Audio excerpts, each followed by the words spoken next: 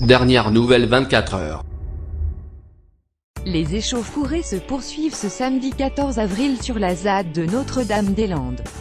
Un convoi de gendarmes mobiles a traversé la zone tôt ce matin, sur la RD 81, la route centrale nord-sud pour lever les barrages, qui ont été aussitôt rétablis par les occupants. Le ministère de l'Intérieur et les zadistes le confirment. Un convoi de gendarmes, avec un blindé, a traversé la ZAD de Notre-Dame-des-Landes, du nord au sud, ce matin, samedi 14 avril, vers 7 h, pour déblayer la RD 81. Cette route centrale de la ZAD, tapissée de cendres à certains endroits après des feux de barricade, était bloquée par les zadistes.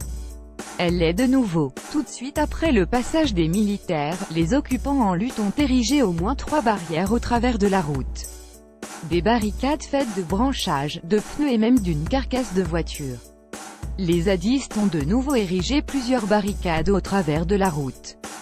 Marc Roger, Ouest France. De leur côté, les gendarmes empêchent tout accès aux véhicules sur les routes menant à la ZAD, mais laissent passer les piétons. Ce samedi, le cœur de la zone à défendre est calme et on entend les chants des oiseaux, mais sur sa partie est, du côté de l'ex-route des Chicanes, résonnent des détonations de grenades de désencerclement. Comme depuis le début de la semaine, les gendarmes continuent les déblaiements, des lieux de vie détruits durant la semaine, du côté des planchettes. Et certains d'entre nous essayent de les distraire, sourit JP, un zadiste à la barbe poivre et sel. Ces affrontements ont lieu sur le très stratégique chemin des Fosses Noires. Plusieurs centaines de personnes, souvent masquées, crottées, fatiguées, portant des sacs de pierre ou de canettes, se croisent sur cette toute petite route boueuse, qui relie la RD 81, barrée par les zadistes, à l'ex-route des Chicanes, tenue par les gendarmes. Au milieu du chemin, le point de fixation, quasiment le même que lundi.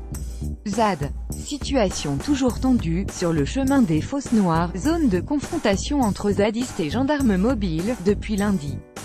pic.twitter.com/4icesqueekw5o François Chrétien, @Kirov, 14 avril 2018. Aux Fosses Noires, les gendarmes bloquent le passage, avancent, reculent, même chose côté occupant. Pierre et cocktails Molotov contre grenades assourdissantes.